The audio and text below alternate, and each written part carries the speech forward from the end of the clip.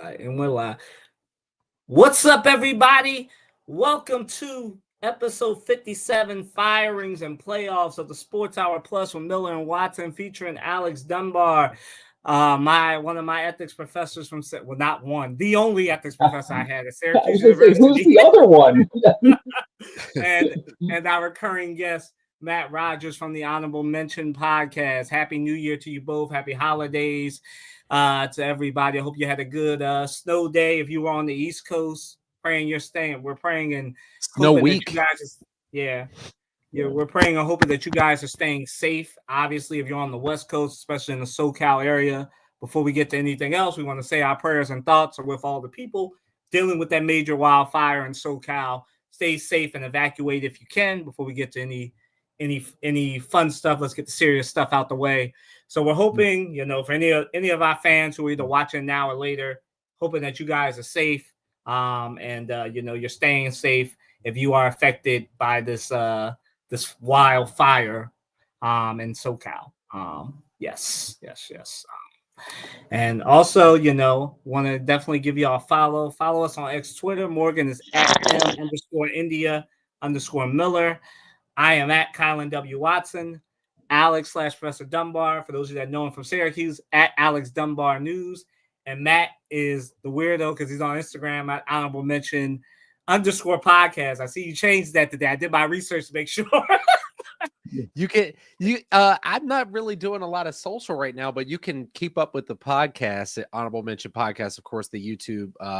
Please go subscribe. It's a lot of fun over there, and Kylan is a guest. So if you like this show, you'll probably enjoy that podcast.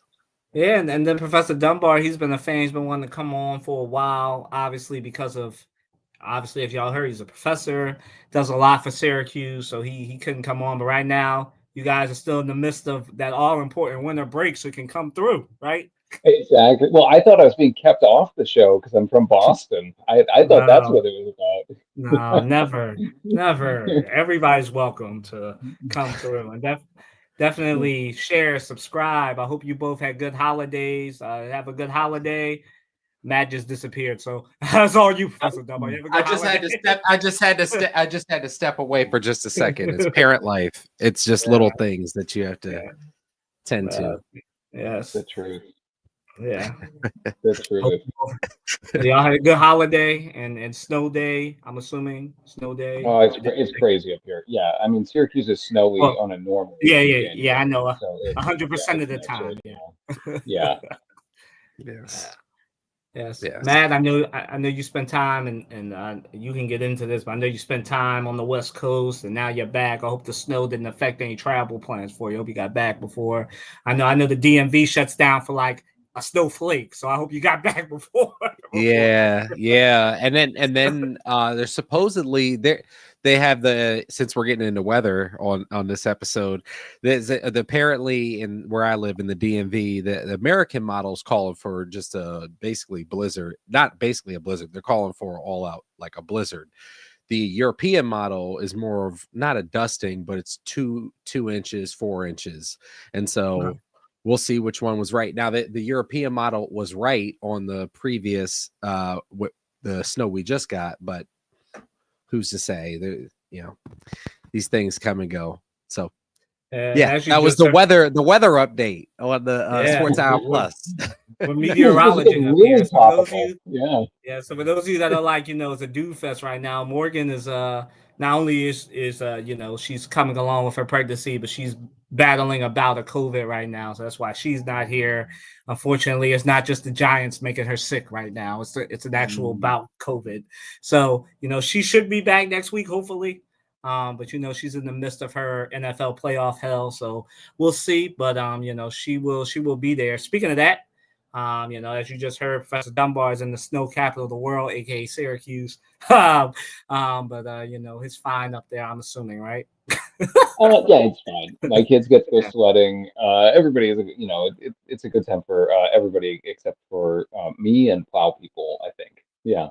Anybody who has to shovel isn't happy. But moving right along. But moving right along. Speaking of Boston, since you brought that up, we lead with the New England Patriots firing Jerod Mayo and our reaction to this. So, I got to, it wasn't intentional. I wasn't planning on doing this. Obviously, just like Gerard Mayo wasn't planning on not having a job by today. So, you want to start there? What's your reaction as the native Boston person? I'll start with it. I don't get it. I Right. don't. Whatever problems Right. Boston, the Patriots are having, they're not Gerard Mayo. They have No. a rookie quarterback who's actually played fairly well. Yeah, were the Pats good this year? No, they weren't. But I don't know how you're putting that on Gerard Mayo. This isn't. I don't get it. There's a buzz coming out of New England that apparently the Bob Kraft wants Mike Vrabel. I guess I don't know. I thought I don't think Gerard Mayo was the problem. I don't really. I think it makes New England look bad to be pushing a coach out after a year. So I don't get it. I don't. It doesn't make sense to me. It seems surprising, especially since I actually thought Drake May, when he was on the field, looked okay, and it looked. There is a lack of talent in New England, but I don't think it's a coaching problem. Professor Dunbar, I totally agree with you. I just don't know, but I guess I can't say I don't. The only thing I would change is I think I do know what's going on. Is just they just traded up for the different model, but they got all into it in a relationship, example, they got all hot and heavy with somebody. It was going great. And all of a sudden they're not together anymore. And they're engaged to somebody who kind of looks like the guy they were dating before. That's basically what this is former Patriots player. You just bring in a new regime. It's kind of like, it's not you, it's me. The Patriots just wanted Vrabel. I think the Vrabel thing is a done. I'm not reporting that. I'm saying. I think you're. That's speculation. That it's a done deal. Bringing some news. Yeah. That's my job. Making some news out. I just think, and I think you're right. I think you're 100% right. But it just, to me, it's not a good look as an organization. No, I don't it think is bad look. Stability. Yeah, it just. I don't know. I don't get. I think you're right, but good luck. I hope this works out for them because they're rightfully gonna look pretty bad coming out of this, and I just don't think it's gonna look like a stable franchise right now.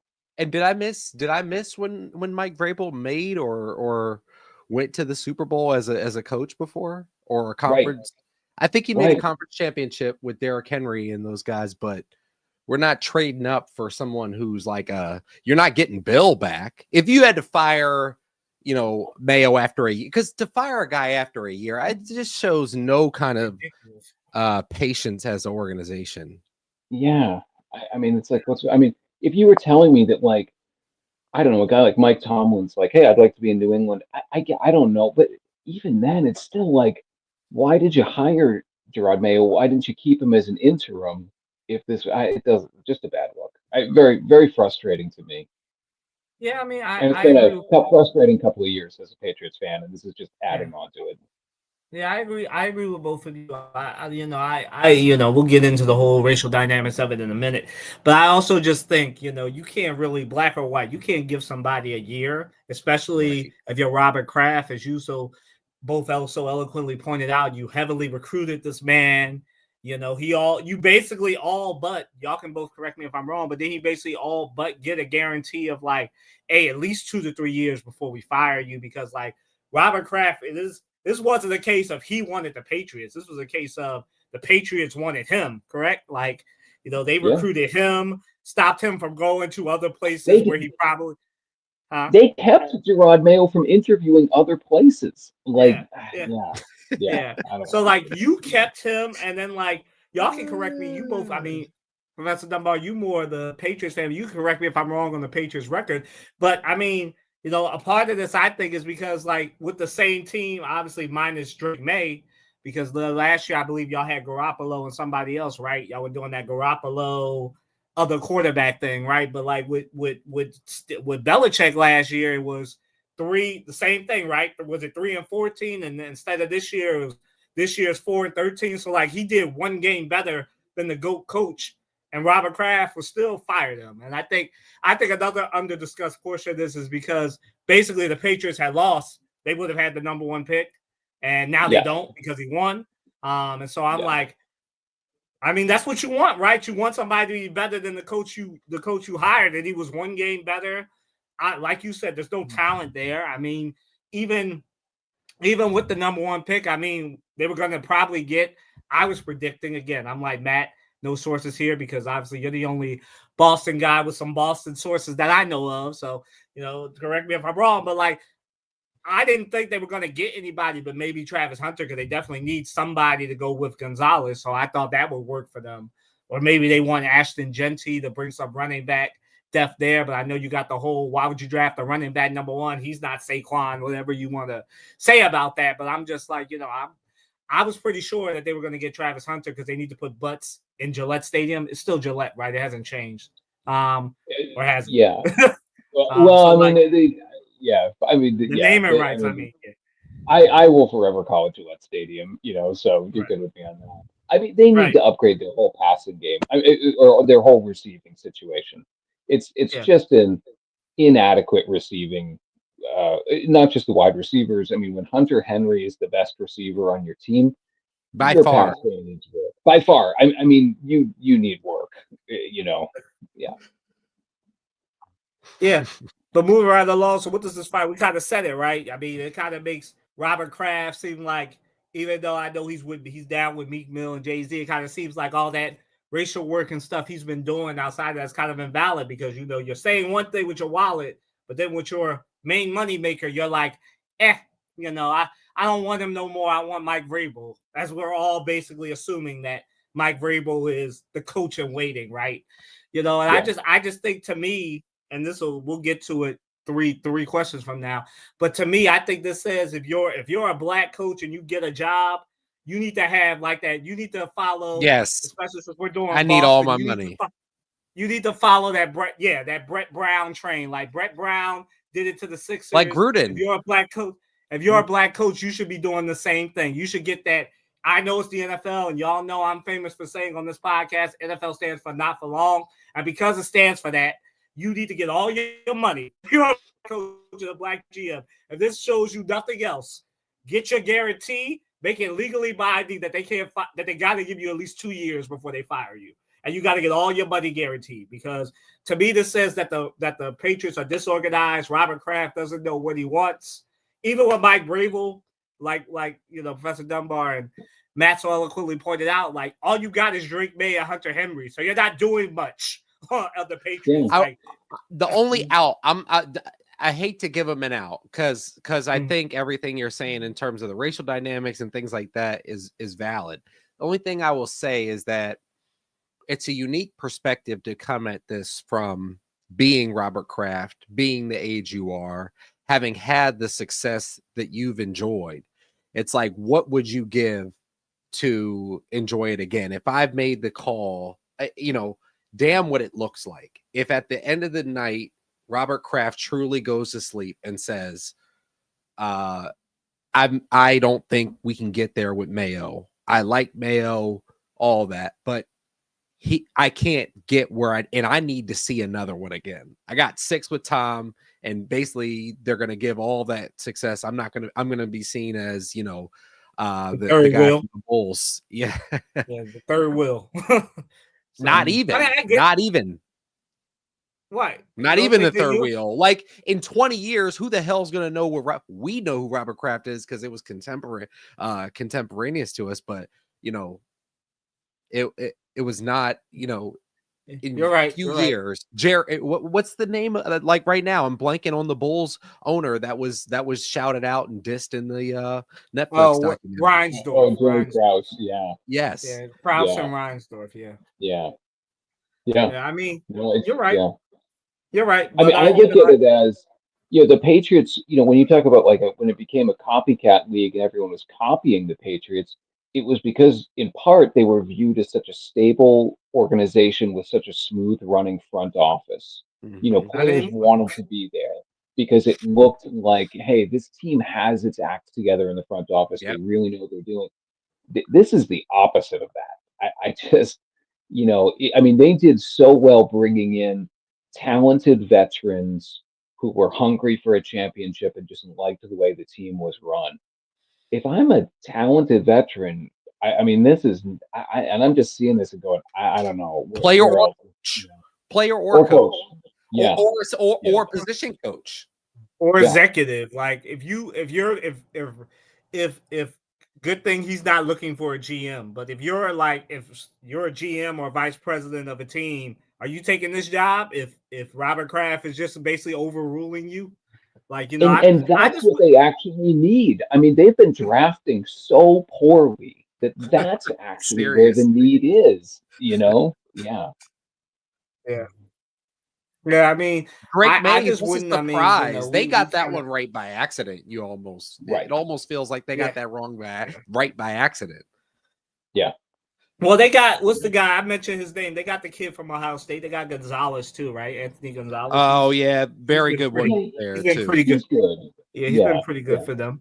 But yeah, does anyone want the Patriots job besides Mike Vrabel? Probably not. Probably not. I mean, I think the whole league is just going to look at this and say, like, well, is this Mike Vrabel's job, or is this even a job? I mean, they're going through the motions, but I think it's Mike Vrabel's job unless something weird happens, unless the Rooney Rule still exists. Yeah, unless Sean Payton decides he wants it, which I doubt he does, since he finally has the Bowman. Oh no, I made it to the playoffs. I built something up, starting from scratch, and go get a 2008 version of my vehicle if I have a 2021. I'm just saying, man. You never know. I mean, the Cowboys are out there. Mike McCarthy's out there. Mike McCarthy's out there looking possible. McCarthy is impossible. Yeah. But and almost a smart pick. He's not a bad coach. He's not a Super Bowl win. I mean, he has won a Super Bowl. He's just not. I mean, he's been hindered by the fact that you have Jerry Jones as your GM and your guy. We'll get there. I mean, I know Cowboys fans, they don't want to. We don't have any Cowboys topics, so we're not going to go in on the Cowboys for once this time. Antonio Pierce, Doug Peterson, and the one executive on here, Ron Carton, were also fired. Our reaction to this, I think, of all these coaches that were done wrong, obviously, you've got Antonio Pierce as an example with the Raiders, another one, black coach, probably should have been the Giants head coach. Not to kick Morgan while she's down. But, you got Antonio Pierce, who only got 1 year, too. And, the Raiders have just been, like coaching Siberia. I mean, you had John Gruden, you had another one, Josh McDaniels, former Patriot coach there. And now you've got Antonio Pierce. So, I just talked about how no one wants the Patriots job. Does anybody want that Raiders job? Obviously you got Brock Bowers. That's about it. Talent-wise, I mean, you need a quarterback there. So I think, like I said, the talent wasn't there. I don't know what the Davises expected Antonio Pierce to do with that embarrassment. And I don't mean that as a positive. That embarrassment of a roster that they put together, besides lucking in the Brock Bowers, who I wanted, and Matt knows this because I was pushing him hard, that I wanted him as the Eagles #1, just as much as I want Tyler Warren from Penn State to come home and be the Eagles tight end. But I don't know, maybe the Titans will beat us to that too. But, I'm of the mindset that Antonio Pierce, he got them wrong. Doug Peterson was kind of a victim of having Trevor Lawrence as your quarterback and nothing else around him. I think he probably should be. Here's the one, and I saw this in Geno. So explain the Ron Carthon one to me, because I'm trying to understand why he's fired. I mean, this is basically a statement on that Will Levis is a bust. So they looked at Will Levis being kind of a bust and said, we've got to fire the GM. I am trying to connect the dots on that one, and I can't. I think what it is the coach quarterbacks. They're all the coach bust quarterbacks. Yeah, right. The coach just got there. The GM that traded AJ Brown isn't there anymore. I think he got fired before this, and so I think Ron, kind of like Doug Peterson, was a victim of circumstance here, because obviously they can't get rid of Will. They can't get rid of the coach because they just hired him, and they don't want to pay, I guess, 2 coaches plus the GM and everybody else who they fired for the AJ Brown disaster. I agree with you. Ron just got there, like literally a year or two ago. He's in the middle of trying to fix a mess, and they basically fired him. So I just think they needed a scapegoat, and I hate that it was him. And again, this gets into our next question. Like, if you're, I want to give you both a chance to comment on these things before I move on. But I mean, if you're a black GM, black vice president, a coach in waiting, and any of these organizations with sense, do you even want to leave? But before we get there, I'll let you both comment on Pierce, Peterson, or Carton. See which one you want to go on. Which one is really grinding y'all up? I don't know. I mean, Doug, I love Doug, but I mean, I Doug just was think he was in the wrong. scapegoat. Yeah, he was a scapegoat. He was in a bad situation with a bad. This one, Doug Peterson is the one person who's a victim here because of bad ownership, bad GMing, bad talent. Besides, I mean, Trevor who the Lawrence hell around him. Jacksonville Jaguars to fire somebody who's won a Super Bowl in the last decade? I don't care that it's not for your team. Who the hell do you guys think you are? You guys have been the laughing stock of the freaking NFL. I don't even want to go in as much as I'm going in like 20%. This is such manure. I mean, you bet on Trevor Lawrence. You don't even give him Baker money. You give him money as if he's even Dak Prescott. He can't carry Dak Prescott's pads. I mean, if we're being honest about it, and then you're gonna hitch your wagon to Trevor Lawrence and you fire Doug Peterson. If Trevor Lawrence is still there, I'm gonna be rooting for the Jaguars to get cooked like they will. They're not gonna get a better coach than a freaking Super Bowl champion. They have been a poorly run organization for a long time. They made one conference championship. I think that is the only conference championship in the history of their freaking team. And their quarterback was Blake Bortles. I agree with all that. That's not Blake Bortles. That's not me trashing Blake Bortles. I'm just saying they had Blake Bortles. And I don't know. I'm not gonna be as disrespectful as Matt, but I agree. But Trevor Lawrence, I think he's a talent, but yeah, he's not better than the guys that Matt mentioned. But I think he's better than Blake Bortles. I'll be honest. Oh, he's definitely better than Blake Bortles. I'm saying, but they just paid this man. He's not as good as Baker. Someone not better. He's not as good as Baker. You're right. Am I sure that he's better than Kirk Cousins? I know Kirk Cousins has had a rough few weeks, and he should have his ass on the pine where it is. They're all gone, but he should have been benched. But am I sure that he's better than Kirk? No. Yeah. Professor Dunbar, you got anything to add? I mean, I would just add, I think Antonio Pierce, I agree with everything he said. And Antonio Pierce, the Raiders are such a horrendously run organization. They've been so badly run for so long. I mean, can we get some stability around these horrible franchises? This is part of the problem, folks. I mean, it's really like, it's another, like, I think the Raiders have a lot of problems. I don't think Antonio Pierce was the problem. I mean, it's just like, what a weird thing to scapegoat that. Yeah. Or even like a sense of building around something. It doesn't even, it just feels like an accumulation of parts and for years. So crazy. The Ron Carthen one just really bothers me because I'm like, what a weird scapegoating. I mean, just a weird, like, this guy, it's not his. I mean, so weird. Just a awful move to be like, well, we have to do something, so we're gonna fire fire a GM. And then you got the number one pick this year. So who's making that pick? like who's doing the work? Like you got the are they going to take another quarterback? You know, I mean, probably. I guess. I don't know. It won't. It won't be. You already know Shador is like, I ain't going there. Probably. I mean, I'm not reporting anything, but I doubt. Shador and Dion want to be anywhere near that mess in Tennessee. I don't know. I'm not saying that there's going to be an Eli Manning type situation, but I wouldn't be surprised. Knowing that family, I would not be surprised.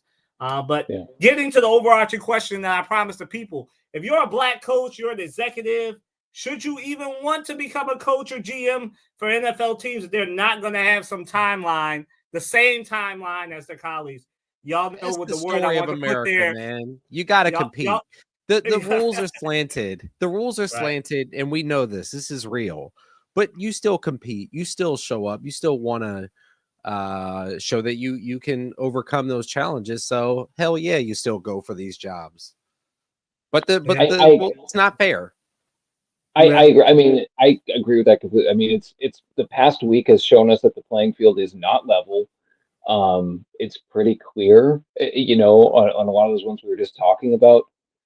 My hope is that with guys like Gerard Mayo and Antonio Pierce, that they're actually going to get a better opportunity somewhere else, that this will be a point they can build off of. Once you've entered that club of guys who have been a head coach, then you get looked at as a head coach, and hopefully that's helpful for them. But yeah, I mean, it's not fair, and I don't know. It's really discouraging and just depressing, to look at it.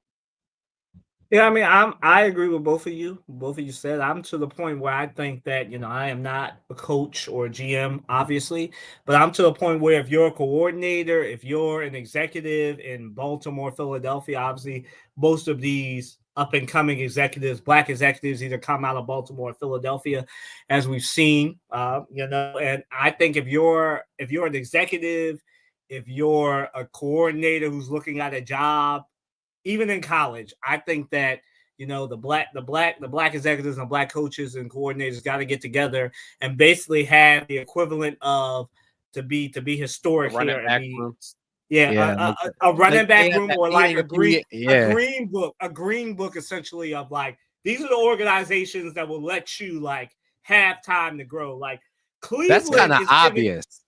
Cleveland is giving their black executive way more time to get it right. And he gave Deshaun, I mean, his hands were kind of tied because he has Jimmy Haslam as an older, but he gave Deshaun Watson that ridiculous contract that had me thinking, did this dude really come out of Philadelphia and watch Howie Roseman all his life? But then I thought about it. It was like, his hands were kind of tied because Jimmy Haslam wanted Deshaun Watson to have that money. And obviously none of us thought that Deshaun Watson would fall off a cliff like he has. But I'm of the mindset that they probably need that because, as you both said, the playing field is obviously not even. You don't get that time. I would even say you need to get a lawyer involved to make sure you get a Brett.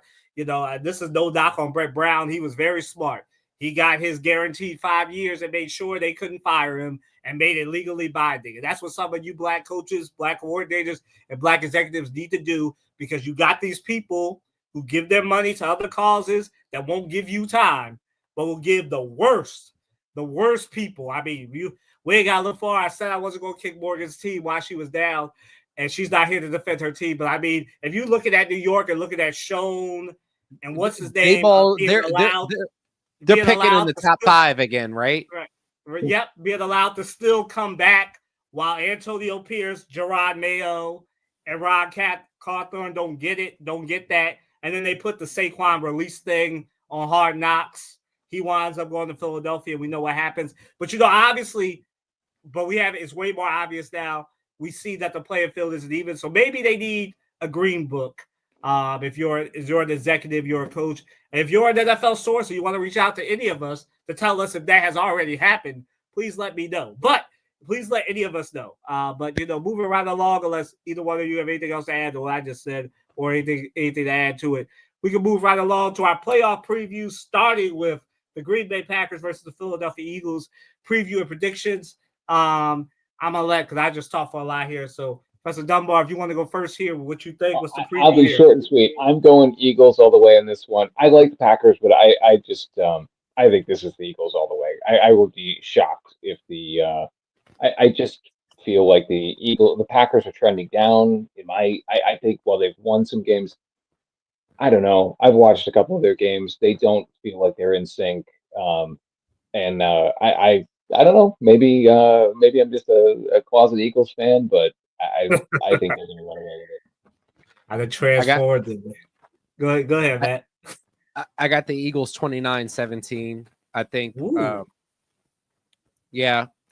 I think late. I think late the Eagles pull away. I think we get a pretty close game for much of the afternoon, but I think the Eagles are just flat out the better team. You think it's a repeat? You think it's a repeat of Brazil, where it starts out a repeat of Brazil? repeat of Brazil would be no fun in Philly. I was in Brazil for that game. I was behind. Okay. Yeah. Inside So I was there for here. that. Okay. Yeah. Well, I was. It was a really good. It was a really good game. The Eagles tackling in that game was just horrible. They cleaned a lot of that up in this run of good defense that they played. I mean, if you look back at that game in Brazil, the Packers really diced them up really well. You had Jaden Reed made a couple of just really huge splash plays, left guys just missing and looking really silly. If the Eagles tackle better in this game in terms of those kind of plays, you're not going to get nickel and dime by Romeo Doubs down the sideline, the whole game. And Christian Watson, no Jair Alexander. That's big. No Christian Watson either. They were. I mean, AJ Brown was cooking Jair Alexander. You go back and look at that game, and Jair Alexander is one of the best corners in the league. Can't really get to 5 better corners in the league and they're missing him now. He was getting cooked in that game. They're missing him in this game. I think the Eagles are going to be able to, when they need to, make plays. But it's playoff football. Do you win by a good dozen points in the playoffs? That's a convincing win. That's where I'm thinking. Yeah. Okay. Well, I'm right there with you. I'm right there. We're gonna make it a clean sweep. Which I know some of y'all who were superstitious and watch these broadcasts, podcasts, and stuff. Y'all know when the hosts and everybody agree, it might be in trouble. But in this case, it's the Green Bay Packers, and they're missing Jair Alexander. They're missing Christian Watson, an unfortunate loss there. You've got Jordan Love, who may or may not have a bad elbow. Not really a good thing when you got to see Jalen Carter, Josh Sweating them.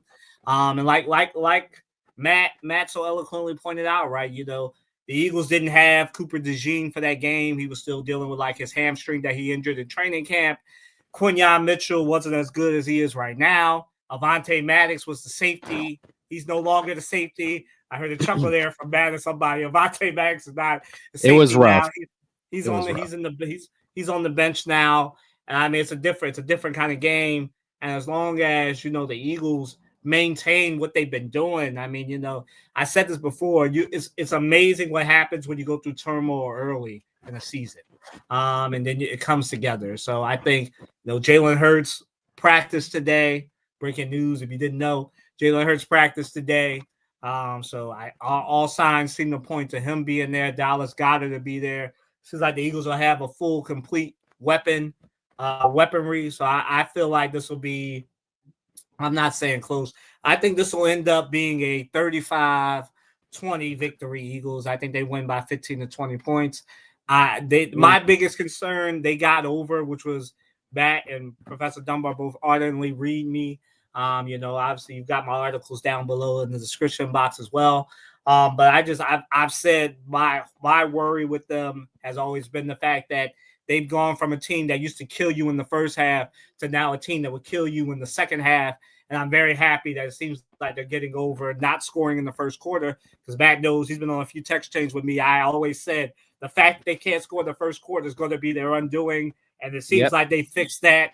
So, I'm of the mindset that as long as Howie Roseman and them learn their lesson and continue to block Kellen Moore for being able to interview until after the Super Bowl, I think they'll be all right. So as long as that happens, as long as the Eagles maintain their composure, and again, Green Bay is a tough team.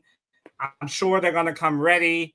I'm sure they're gonna, like Matt said, make a think that they can dice the Eagles D up again. But I'm sure Vic Fangio is gonna have some answers for that. Yeah, but we'll see. They're man. Gonna get two picks. Calling it right here. Okay, you think Quinyanamo gets his first interception? No, I don't know what's going on. I think Quinyon's a great coverage corner. So some people are just ball hawks or not. It's kind of one of those things in like baseball. Some people are just amazing hitters. I think Quinyon's a great cover guy who can stick with the guy and knock the pass down. He just doesn't look like the guy who's going to be the ball hawk. But I think there are going to be other opportunities for sure.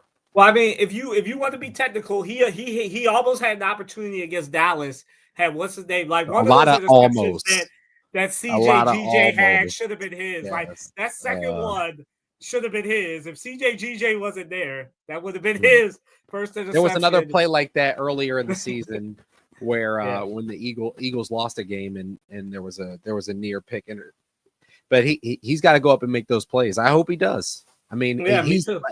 He's locking guys up. I mean, it's that's fine. The defensive, Darrell Revis. That's the defensive rookie of the year, and if he doesn't get it, it's a screw job. It's a screw job worthy of somebody investigating. But yeah, are the Philadelphia Eagles and the Detroit Lions the team to beat in the NFC? Matt, you want to start here?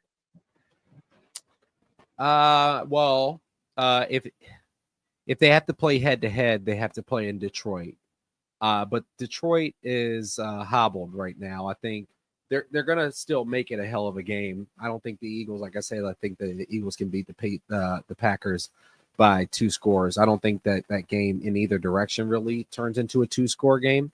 If I have to pick one, I pick the Eagles. I think the Eagles are a complete football team. I think that Detroit, if they get the game going in their direction according to their script, they're damn near unbeatable. The Eagles can beat you in a variety of different ways and piece together a win and keep this ship steady and put it together. I've seen this franchise do it over the last 3 years, and so if I have to pick one, I'll go with the Eagles, but it's not by a lot. I think the Lions are a very worthy opponent, just like in 2022, the 49ers, before Brock Purdy got injured, they were a very worthy adversary. That's my I completely agree. I mean, that's basically what I was going to say too. I think the Eagles have a lot more upside. They can just do a lot. Their versatility is a lot greater. Man, Detroit is good, and when they are doing what they want, they do it really well. But there's just a lot of stuff that Philadelphia can throw at you that I think it will help them a lot. If that game was played today, I would probably pick Philly in it also. And that is no disrespect to Detroit, who I think is great. Serious. Even despite the injuries. Yeah, like I told my Michigan, put a whooping friends, on the Vikings. Yeah, because like I told my Michigan friends, a lot of them are Syracuse alums. I mean, I don't need to tell Professor Dunbar this. He knows that we got a lot of. I think it's because Syracuse reminds them a lot of Michigan, a lot of Michiganders that go to Syracuse. They're very go Detroit, go blue, and I say it's all. I'm with you. I'm with you until they play the Eagles. I'm with y'all until they play the Eagles. And so I'm of this mindset that, I think, if that game happens, I think we all predict that will probably happen unless something weird happens between the Eagles and Lions and they both mess up. I think we are all predicting that that's the NFC Championship game, more than likely in Detroit. I think the Eagles will probably win. It'll be a close game. I think the Eagles will probably win. But I think, when you get there, it's just a matter of you got the little things, right? Like, what coach do you trust more, Dan Campbell or Nick Sirianni? You have that. I think Nick Sirianni can outcoach Dan Campbell. That's no disrespect to Dan Campbell. I just think that he has with Doug Peterson, what happens with the Doug Peterson and the Andy Reid tree. When your balls get too big for your own good. And I mean, as we both have said, we saw that game on Thanksgiving. They should have lost against Chicago. They should have had at least 2 more losses on their record. The Houston game being one and Chicago on Thanksgiving being an obvious one. No disrespect to the Lions. I mean, the Eagles have won their games that should have been losses too, but none more egregious than those 2 games for the Lions, right? I mean, when Jared Goff, those 5 interceptions, y'all should probably lose that game. I mean, you have the cheat codes like Jaden Daniels, who threw 5 interceptions and beat the Eagles, but most of the time that doesn't happen. With Pickett, right? It was a win is a win, and it was a good win at home, right? But it was against Kenny Pickett. Let's just be clear. Right. I will give you that. I will give him that. But I'm just being fair, right? A win's a win, as we both said. It was a great performance despite five turnovers. I just think because we saw it last year, and I hope Dan Campbell has learned this lesson. We'll see next week. But we've seen him coach himself out of games. I mean, that 49ers game last year. Right. So, but I think that's going to be the matchup. And I think I'm with Professor Dunbar. I think the Eagles, it's a clean sweep again. So you might be worried if you're superstitious, but Eagles over Lions. And that's, again, no disrespect to the Lions. They're definitely coming. They're definitely now the second team now that the 49ers have fallen off. But like we said, the Eagles just have a significant talent advantage over most teams in the, like, the only two teams that probably the only team that competes with them talent wise is the Chiefs and the Ravens. Like, and they're both in the AFC. So there's not many I teams that might have that. throw in. What about? I might throw in the nearby Bills. I don't know. That's Don't true. count Not out the talent. They Bills. just got one guy who's like Yeah. it's like the Looney Tunes Space Jam. They got Michael, but that's Daffy Right. and Bugs, who he taught Right. to make a free throw. All right, Yeah. I'm gonna share my screen with all the matchups, but NFL Wild Card Weekend preview and predictions. But Professor Dunbar, if you want to go first here, while I pull it up on my screen, you can pick whatever matchup you want to start with. I think it'll start with whatever the first game is on Saturday, which I think is the Chargers game. So I don't know if you got that. Who are the Chargers Uh, playing? Hold I on, know this too. I am getting ready to pull it up. The Texans. Oh yeah, I'm taking the Texans in that game. Interesting. Yeah, Okay. I just don't. I mean, I sort of like the Chargers, but I don't know. I'm going with the Texans, even with all their injuries, even with all the problems they've been facing. I think this is a particularly uninspiring Chargers team, and I want to come back to this Chargers team in a future question that I see on the rundown here. Okay. So I'm going, even though the Texans, you want to talk about injury depleted, the Texans have nothing. I think this is a game that screams Chargers. But every time, Matt knows this because we text about it, and Professor Dunbar does too. Every time I see a game that says it should be Chargers, that scares me the most because every playoffs this happens to the Chargers. It's a game that they have the clear talent advantage. The obviously is under Harbaugh, a though. different coach. Right. It's a different coach this time.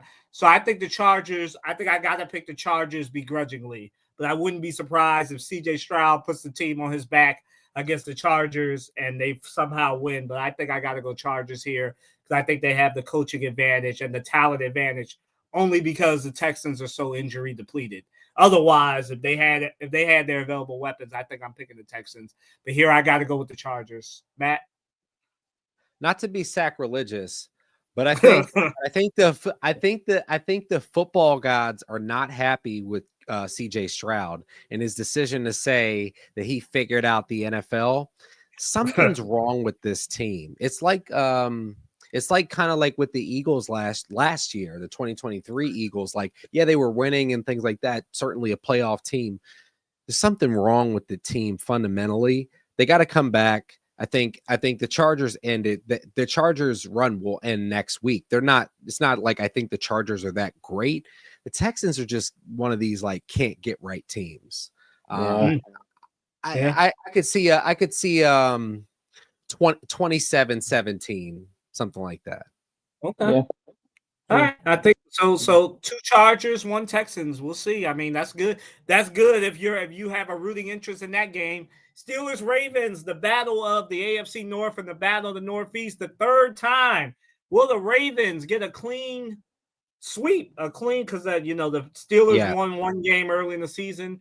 Are the Ravens going to get the clean sweep, or does Russell Wilson playoff rush show up and end the Ravens' hopes? Let me just say this.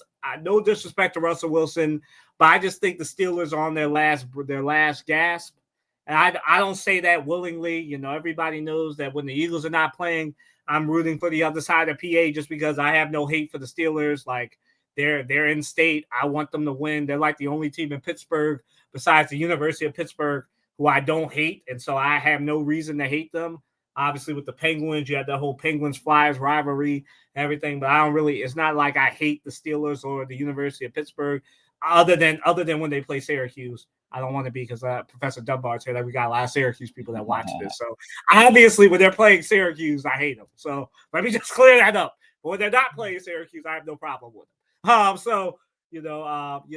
the mindset that I think the Ravens should win this game. I don't know if it'll be because it's a rivalry game. I think it'll be drag them out. I think the Steelers have been undone by some bad turnovers happening at the wrong time. Now, turnovers never happen at an opportune time, but with the Steelers, these last couple of games against the Ravens, it just seems like you could always count on it during the big drive. Like, so I don't know what happens, but I think the Ravens will beat them. I think this will go down to the wire. I think 30-27 Ravens. I think it's high scoring. I think this is the high scoring game. And that all depends on, this is in Baltimore. So if the snowstorm that Matt was talking about comes through Saturday and lasts all day, then I might have a different prediction. But right now, 30-27 Ravens. Matt? This thing is over. I mean, before they even hit the field, they need to get Mike Tomlin some talent. That man is one of the best coaches in the league. However, and he can get any team basically to 9-8, 10-7 if he gets a lucky bounce his way, or a TJ Watt strip sack at the right opportune moment, or he runs into the Browns with their 8th string quarterback. So that's why they're in this position. But they have no business, with all due respect, in the playoffs. They are not, their offense is, you take them, that offense, and they go play some college teams, and they might get shut down. I mean, if they don't hit one of these deep ball, moon ball shots from Russell, they have nothing. That offense is as stale as can be in the modern NFL. It'll be time to get them out. They'll go down swinging, and they might land at a couple big punches, but this thing is over before we even kick it off. So 2 Ravens. Are you going to make it a clean sweep? I'm going with the Ravens too. I will say the injury to Zay Flowers made me just think about it a little bit. But yeah, I mean, the Steelers team is this is not a playoff team offensively. I just don't. No. Yeah. It's got to be Ravens. Okay, so we can go quick here because I think this next game on Sunday, the first one at 1:00, Bills Broncos. I think this will be a Bills blowout. I know the Broncos have a really good defense, but I think if you can't get pressure on Josh Allen, it's over. So I think that the Bills handle this one pretty handily, and I know it'll probably be snowing in Buffalo. So I know Denver is used to that, but I've never been to Buffalo in my life. So I'll leave it to the 2 people that have been here. I don't even know. I know President Dunbar has, but I don't know about that. But I'll leave it to the people who have experienced that to tell me about it. But I think the Buffalo wins this one pretty handily. Matt? Yeah, it's just a step up in competition. I mean, great job this year from the Denver Broncos getting there. Bo Nix, great season. A lot of those guys playing really well. Cortland Sutton, good player. Patrick Surtain, the second, awesome player, probably in my opinion the best corner in the league. With all that said, this thing is over again. It's just a step up in competition from JV to varsity, and they'll know about halfway through the first quarter.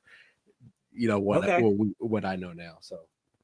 Professor Dunbar is I'm sticking with upstate loyalty. I actually like this Denver team. I like where they're going. I like Bo Nix. I like a lot of stuff about this team, but they're just not where the Bills are. I think the Bills should win this one, pretty handily. All right. Yeah, I think that's a clean sweep there. We already talked about Eagles, Packers, Commanders, Bucks. I just feel like the Bucks are like, they're like that team that like you don't want to play, but I feel like the Commanders, because of Jaden Daniels, is becoming such a cheat code.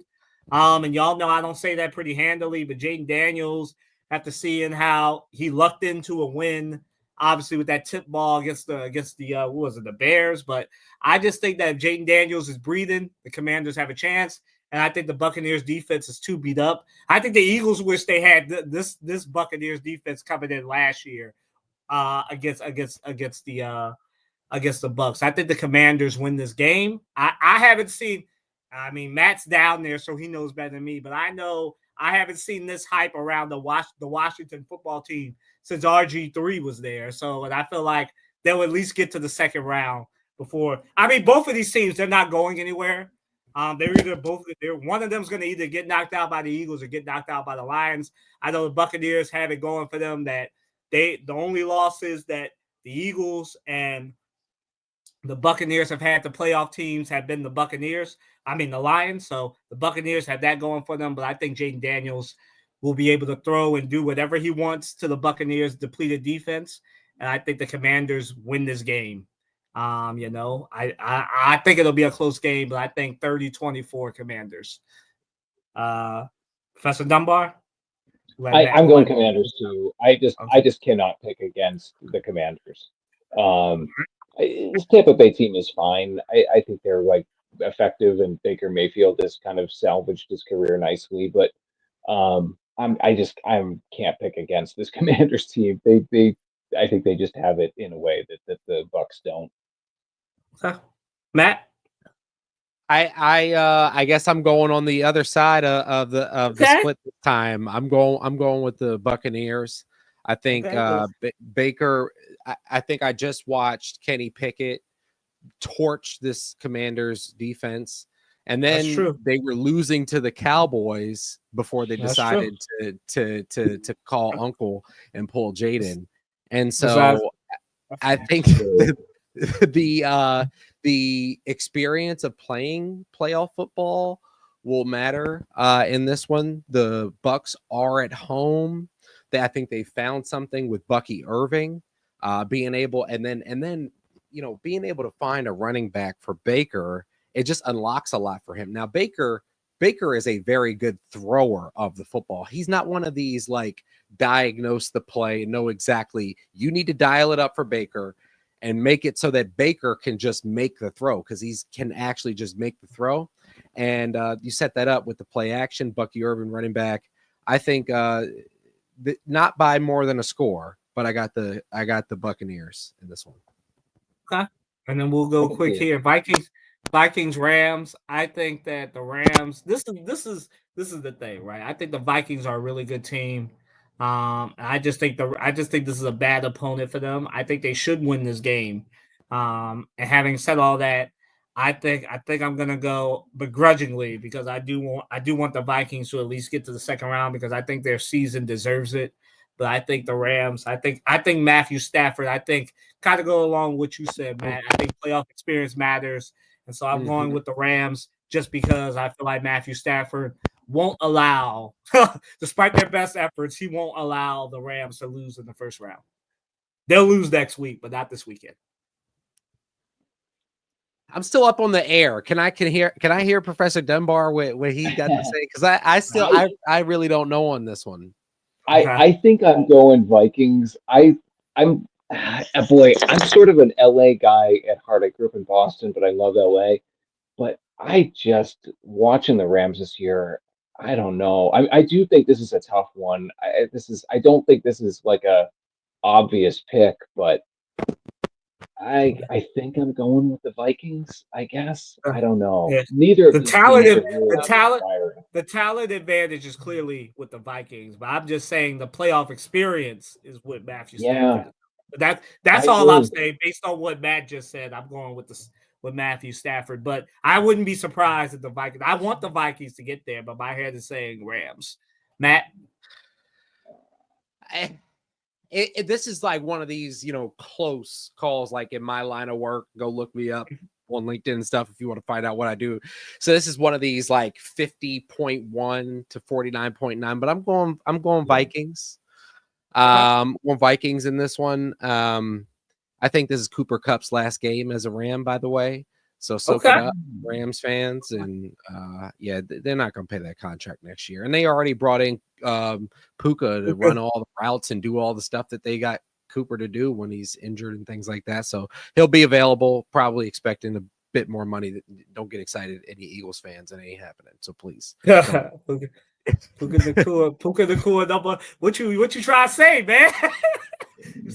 No, because what will happen is Cooper Kupp will become available, and then they'll be like, we'll have Smitty and AJ and Dallas Goedert and AJ Brown, and we'll just people have no idea what a salary cap is. Why does it how we do it?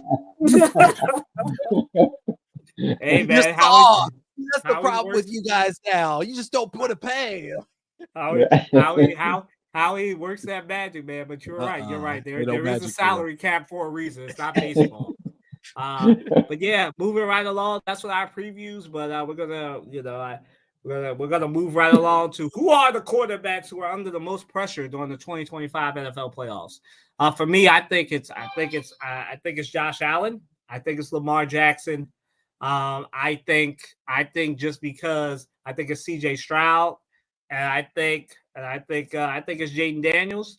I have to begrudgingly put Jaden Daniels up No, there. how's he under Look, pressure? He's playing with house money. Look, let me tell you why I say that. Because I think that they are playing with house money, but I think he's under pressure just because people are basically dubbing him like the next big thing. And I think that, I think he has to validate that against I think, pretty beatable Tampa Bay team. I know you disagree with me. I'm always saying that begrudgingly because I can already hear the. I can't put any pressure on that young man. He has far exceeded what anybody should have wanted him to do. Sorry to cut you off, but I had to object. You know how it works. Like, I don't disagree with you. I'm only putting them on here because you know what's going to happen. Like, they'll lose as long as it's like not a blowout. The first question on Monday morning on all the sports shows will be, is Jaden Daniels really the guy? Can you really be the guy if you choke on your first playoffs? You saw it with Lamar Jackson, man. Lamar didn't go that far. They were like, is Lamar the guy? Is he not a running back? You saw it happens every time with first playoffs. You know it happened to Jalen. It happens to everybody, especially black quarterback. That's going to be the A block if they lose. I'm not saying they're going to get blown out because I predict they're going to win. But if they get blown out by Baker and them, that's all I'm saying. To me, number one is Josh Allen. And I only got Josh Allen. Yeah, I only got 5 who have any pressure at all. I want to hear from Professor Dunbar because this will be the last part that I'll be able to be on. So I want to hear from Professor Dunbar who he's got under pressure. I took the question a little differently because I'm looking at the two LA quarterbacks. I think for both of them, at some point, do the Chargers just really? Justin Herbert had a great season. This was a bounce back season, but at some point, do they, as an organization, start thinking, looking at a different direction?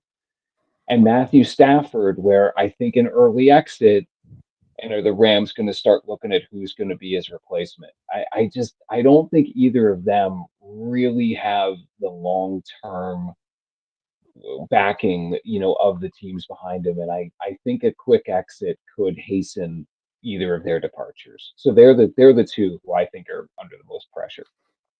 Okay. I can't disagree there. Matt? The only people I'm putting under pressure, and this is in order, Lamar Jackson comes in this with enormous pressure because he's getting to that LeBron James level of dominance of the sport, but you don't have any rings, any hardware, not even a conference title to match. This is kind of Cleveland LeBron. So I put Lamar. Yeah. That seat is hot. In the playoffs, we know who Lamar is in the regular season. We know he's a great player, even probably the first round. No, a first round exit for Lamar, completely untenable. He's in, written off and in the dustbin. Jalen Hurts coming in the number 2 slot for me. I think people are still very much still trying to decide who they believe Jalen Hurts to be. A first round exit for Jalen Hurts ignites the conversation of, hey, could he, if he can't get here with this Eagles team that is on paper the most loaded roster in football, in my opinion, and a lot of people's opinion, he's never going to get there. That quickly happens. Josh Allen, he needs to not exit first round. That has to validate the MVP for me.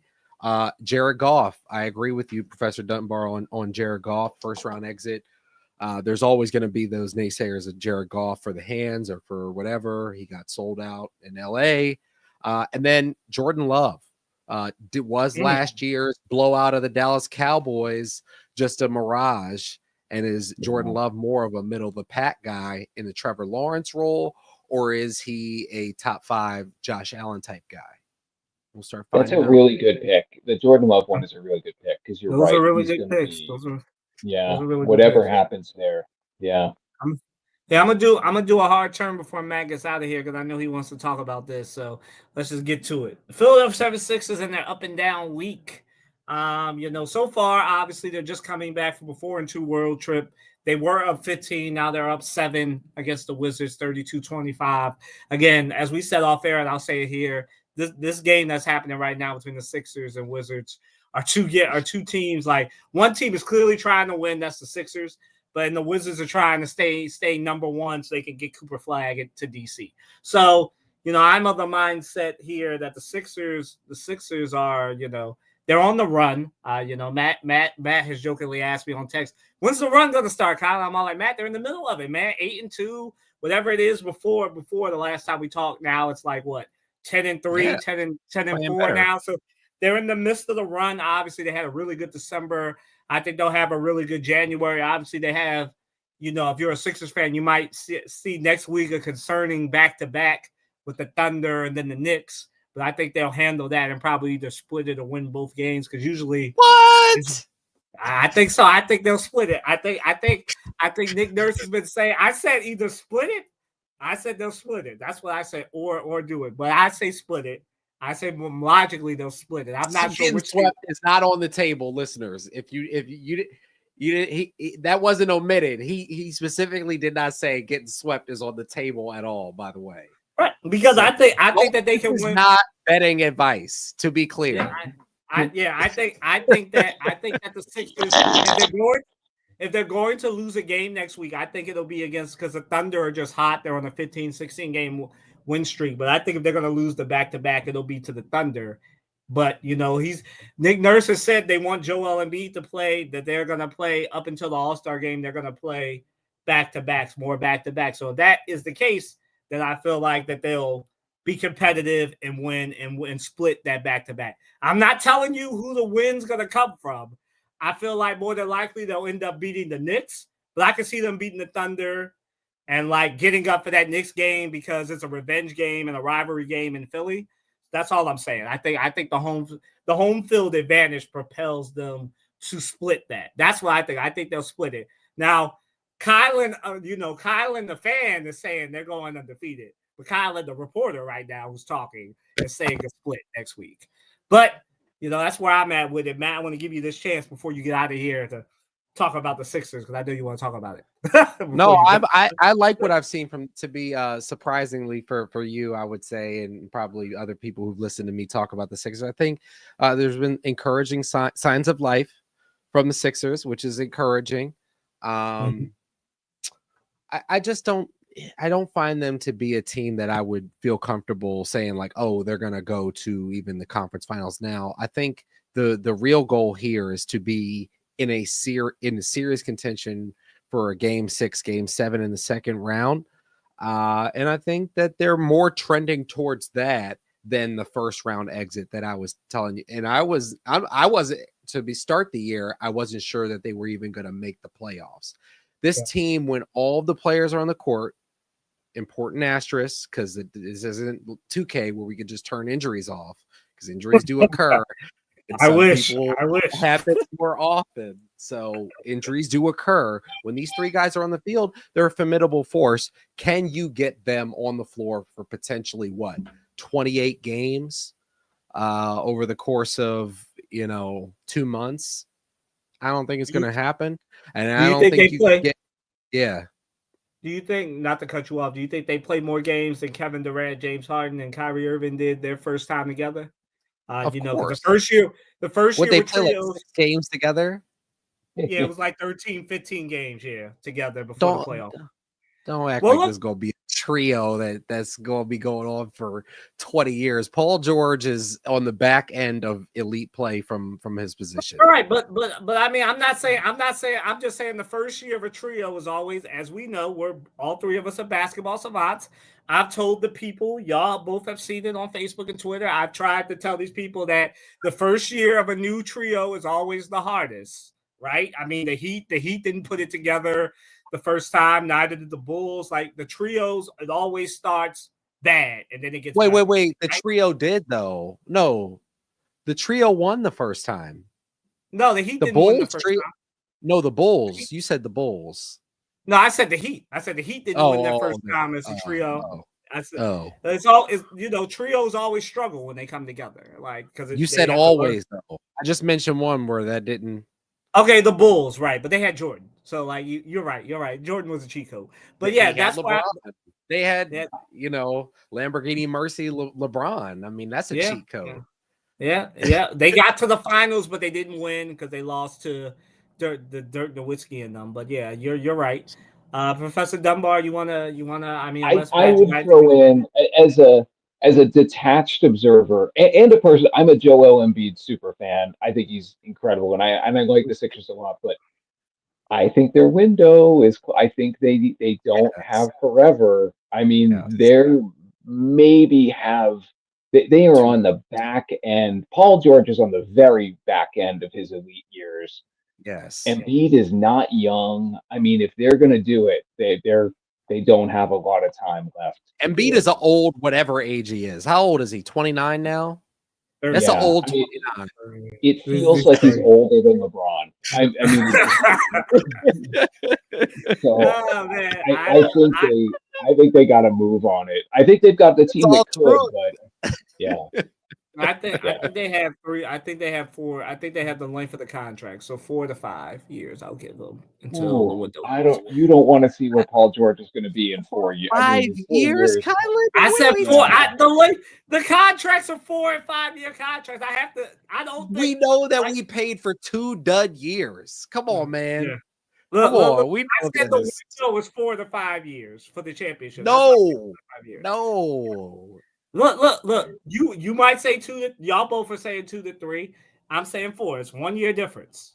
1 to 2 year difference. I think I'm I almost never saying 2 years. I think they've got like this year and said 3. next year. Okay. All right. Well, Matt, you got anything else you want to talk about before we let you No, go? thank you for allowing me to come on. I'm sorry, folks, that I couldn't stay on for the duration, but it's been a great time. Professor Dunbar, nice to meet you. Hope to see you again. Great to meet you, Matt. Yeah, I hope we get to do this again. All right. See you. All right, man. Have a good one. All right. So we got the college football playoffs that we want to get to, and then listen, Dunbar and I will go on some NBA topics before he has to put his chill in the bed. So so college football playoffs. Professor Dunbar, you want to go? I present it's Penn State, Notre Dame, Ohio State, Texas, I believe. So I mean, I've watched all of these teams a little bit. The Syracuse was actually really good this year, so a lot of my college football attention was on the Syracuse Orange, but I did get to see some other games. as it should be. As it should be, I'm gonna go Penn State. Okay. I'm gonna take Penn State, and I'm gonna take Texas. These are just kind of gut calls. I don't know. I think actually there's some legitimate reasons to go the other way in both of those games, but and I didn't get to see a ton of. I got to see all of these teams play, but I didn't get to see all of their games. Obviously, that's my picks. I think this Penn State team, who I know are taking a lot of heat this week, but I think I think they're maybe a little better than they looked at times during the season. Yeah, I mean, I think Penn State, they have a really good defense. They have the best defense in the country. I think Notre Dame will be formidable. I know as a Syracuse alum, people don't really like giving the devil their due with Notre Dame. You have that unsung rivalry there, but I think Notre Dame football. I think either way, you got history here. It'll be the first black coach between James Franklin and Marcus Williams to make it to a championship, which is crazy in college football. But I'm of the mindset that I'm going Penn State. Shout out PA Pride always. Penn State. I think it'll end up being a Big Ten championship. So I think Penn State, Ohio State. I would love to see Texas beat Ohio State, but I'm saying Penn State, Ohio State. I think we get a rematch of what happened in the fall. I think Penn State makes Pennsylvania proud and wins the championship next week. But Penn State, Ohio State, those are my picks. Split the baby there. Moving right along to something that I know is much closer to Professor Dunbar's heart. Paige Beckers unfortunately went down with an injury last weekend. Don't know if it's serious or not. It looks kind of bad. We know that she struggled with the leg and the knee thing from earlier in her career when it first started. So what do you think? What's your reaction to this, Professor? I felt bad. I mean, when you see an injury like that, I mean, you just immediately. I mean, you just immediately feel terrible. I felt bad for her. Um, I felt bad in the sense of I worry that her career is going to get kind of labeled as injury prone. I think, it's very easy for that label to be put on an athlete. It's very difficult for that label to come off. Um, I, boy, I worry that this is, that label is just going to be applied to her and it's going to kind of carry with her for the rest of her career. Yeah. I agree with you. I feel like it was a bad time. Connecticut's starting to get together. Just got Ozzie Fudd back. They have their super freshmen, and they're just starting to get it together after suffering 2 losses to USC and Notre Dame in the last few weeks. And then you have this happen. And hopefully Paige Beckers doesn't have to miss a significant amount of time. But like you said, it's kind of crazy because it seems like every time she's getting it together, this is her senior year. Something always happens. So hopefully this doesn't discourage her, doesn't depress her. I know from covering Joel Embiid, he talks about like every time he feels like he gets to go and an injury happens. I know Paige Beckers probably feels the same way. So yeah, just praying for her mental health and that she has people that care about her to keep her going because that can be a thing like you said. So and I think UConn will still be fine, but I think that they need her to be a championship contender. I agree with that. Moving right along as we wrap up this NBA and get to the stuff because I have 7 minutes before he has to put his 2 kids to bed. Can anyone beat the Oklahoma City Thunder?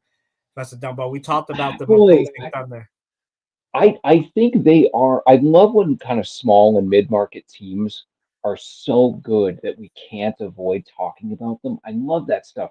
I do think they are the team to beat. They are so balanced. They can go after you in so many different ways. Um, Man, I love watching them play. I don't know. I think I'm not sure. I'm honestly not sure anybody can. They look like the team to beat, I think they're young enough, um, and resilient enough that they look like they're going to be able to make a good long run in the playoffs.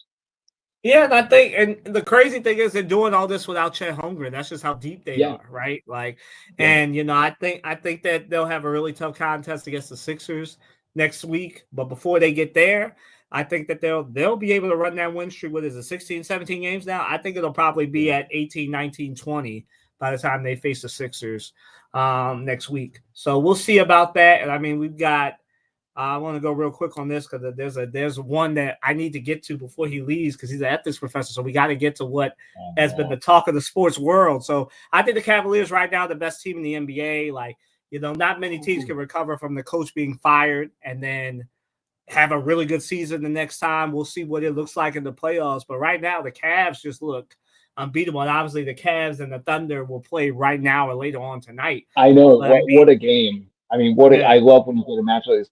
I'm going to gently disagree in that. Like, I think they may be the best team in the NBA. I think, and I have a lot of respect for Donovan Mitchell. I think, I think Mobley's incredible. I just think that given this team's history, I think we need them to prove it a little bit more. I'm not saying they aren't, but I think I am. You can put me in the category of people who want to see them prove it a little bit. Now, you want to see them prove it in the playoffs or right now? I would even be okay. I mean, if they go through the whole regular season like this, I'll say okay, that's proving. I want to see this sustain a little bit from Cleveland, and that's no disrespect to anybody there. I think Donovan Mitchell's been one of the more underrated players in the league for a couple of years, but I think it's just fair to say like let's make sure Cleveland can hold this together before we coronate them.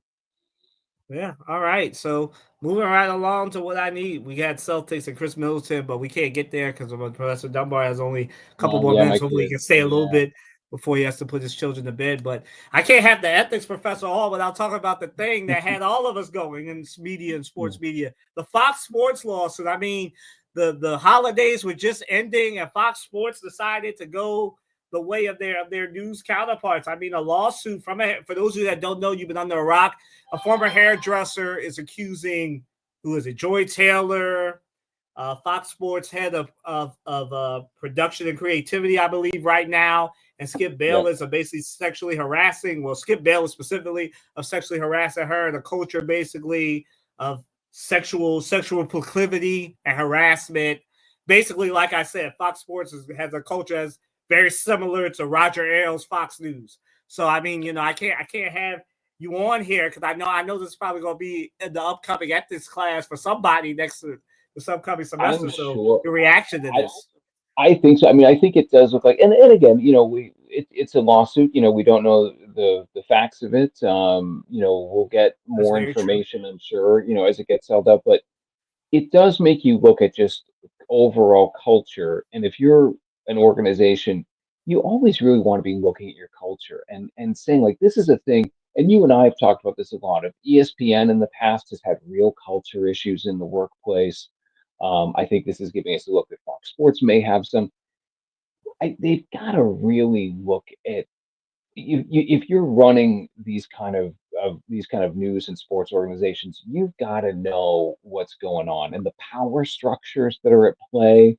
Are there people who are not being treated right? Like you can't see everything that goes on, but you can really get a sense of what the overall culture is. And this should be many things that have happened over the past decade and a half should have been a wake up call. But this is another one where I'd say, look at the power structures in your organization and make sure that your stuff is being handled right. Yeah, I mean, I can't say anything else. Like he said, a lot of this stuff, it just seems like, and shout out to front office sports for all the work that they've done in getting this out there. And I'm of the mindset that it seems like she has a lot of receipts. I don't think you Mhm. file a lawsuit like this without having receipts, and you have to be able, as Professor Dunbar said, he and I both being journalists, him being a professor, like we read through this stuff. For a lot of you that aren't like I'm not saying you got to be a legal scholar to read through a lawsuit like this, but you got to be able to read between the lines.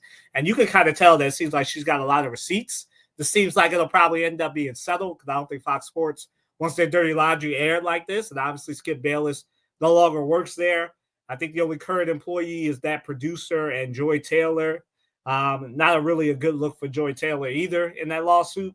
So, No, no, so like, I just think that to spin this ahead, I think as sports media businesses, somebody that's more been behind the scenes. I know Professor Dunbar has. A lot of you would be surprised the kind of toxic culture that are in some of y'all favorite news and sports organizations.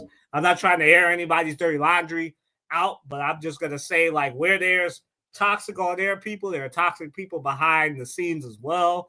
You'd be surprised how many people that you see on camera and are not on camera. And I'm not just talking about me and Professor Dunbar, because we both see each other. We're both genuine, nice little people, but you'd be surprised at what is hidden in some of these successful organizations. I just think, just to spin it forward, that they're like he said, there's some news organizations that really need to review their cultures before they end up like Fox Sports. Like obviously Fox is a repeat offender here. It's the first time for the sports side, but the news side as well. But this is just what happens when you have toxic cultures going on in your organizations. And like he said, you gotta watch that. I yeah. know it's 8 o'clock. And Oh, go ahead. Go ahead. yeah, I do gotta run. I do gotta run, but I would love to come back. It's a great show. Love this. Yeah. Well, You, I'm like you, first you have a final thought on this? long time listener, first time guest. I don't know what do you. Yeah, I don't know yeah, what this. you are. Yeah. You are. Yeah, I love it though. So, yeah, this has been awesome. Yeah, thank you, man. But I did kind of cut you off there, but did you want to add anything to what I just said? Or No, I think you nailed it. I mean, it's just yeah, and like I said, with so many of these things too, it's understanding the power structures within your organization and understanding how some people are using the power they have. And if you and to make sure that there are eyes and that there's accountability on that. Those are tricky things to do, especially in media when the power can be very, a lot of power can accumulate, but so important to do. Amen. Yeah, man, it was great having you. As I wrap, I'm sorry you didn't get to do a he's not him, she's not her, and they aren't them. If you got one, I can let you have it before you go. But You know what? I'm gonna think of one. Let's save that for the next time I'm on because I'm gonna think of a doozy for the next one. Hey, well, look, man. As always, I love having it representing Syracuse. Both of us here. So I'm always happy to have you on, and when your schedule permits, I don't know. We'll talk more about. I don't know if are you teaching it? Are you don't have to do this to the listeners, but you do teach it at this class. You do a lot for the engineering school at Syracuse. He's a gem, man. Syracuse has a gem in Professor Oh, Dunbar. you're very kind, and I can't even grade you anymore. Look at that. You don't even get a benefit from the nice things. I Yeah, don't. That's just how great you are. yeah, yeah. Yeah. Well, we'll figure it out. Yeah, I'll Yeah. get back on sometime this spring. I definitely got availability.